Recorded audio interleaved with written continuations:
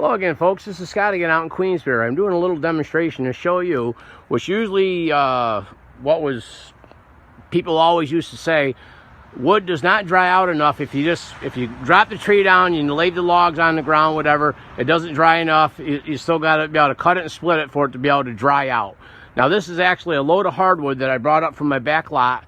And over the summer months, before I even knew that I was be burning firewood this year, because I thought, Biden would have been out of office by now, whatever, and we went back to reality, but apparently that didn't happen. So anyway, forced to burn wood, install the wood stove in my house. I have to go this way to offset the price of the natural gas prices that are going to be going triple or double, supposedly, whatever. So anyway, I want to go over that myth, what people say about hardwood not being dry enough. If you just cut it down, whatever, you still got to wait a year if you don't cut it and split it. So this stuff has been a couple of trees that I laid down probably 4.5 months ago, and this mixed hardwood with some oak and white birch mainly is what's in here. So I'm going to do a demonstration. I'm going to split it open, and the biggest diameter here is probably 5.5 inches is the biggest diameters that I got. So I'm going to do a demonstration, split it in half, take my moisture sensor and put it on there.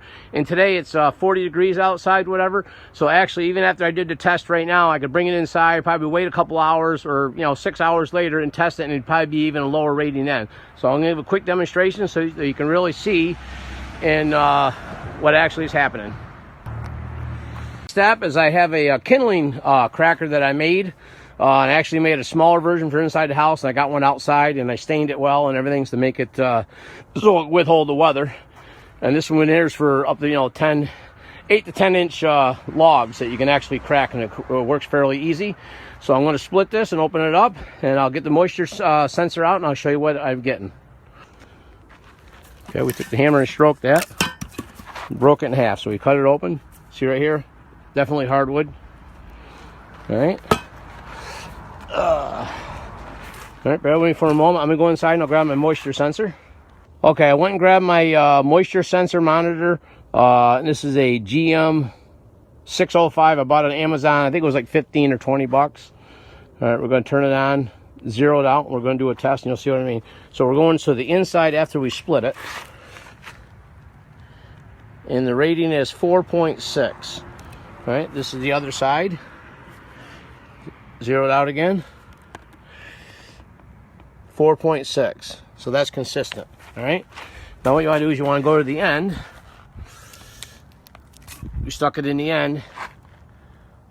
5.0. Same thing. So you can see here, the hardwood is indeed, you can burn it.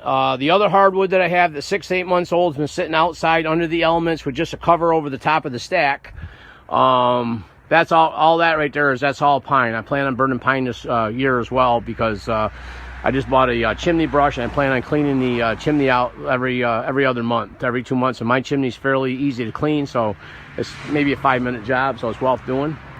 Okay, so we got a couple rolls here of hardwood. There's my biggest rack right there, hardwood. And that's all ready to go, and that's all 1 or 2% here. I'll even do a thing here. This has been out here on the rack probably 6 months in the open element with just a couple pieces of wood over the top, and it's been raining out here in Queensbury, New York. And we'll stick it right in the side. Look at this, 0.6, 0.5, that's what it is. We'll go into the lowest pile. You can see here, this is even black. That's 1.3. And most of this has been split once. We'll hit this on the top here, 1.4. So my understanding is, everybody said it takes a year to 2 to season wood. It's not necessarily the fact. Most of mine, all this hardwood is usually white birch and oak is what most of my hardwood is on my property, whatever. And some of this was dead on the ground for probably a couple years as well. That I found that was alongside the edge of my property, that somehow the power company had cut it down, and I brought it up and dragged it out and cut it up and turned it into useful material here. But most of mine I cut to 3 to 4 inches, and most of mine are from big branches and stuff, which I tried to give away. For the last 2 years, I've been giving away tree branches rather than running through my chipper, because it was useful burning wood, whatever, pine and hardwood. And a couple people come and got it, but overall everybody's calling now wanting hardwood, and and wadding the wood and stuff that I was giving away now that the winter months are coming here, but nobody wanted to bother during the summer months before I process it to come and get it.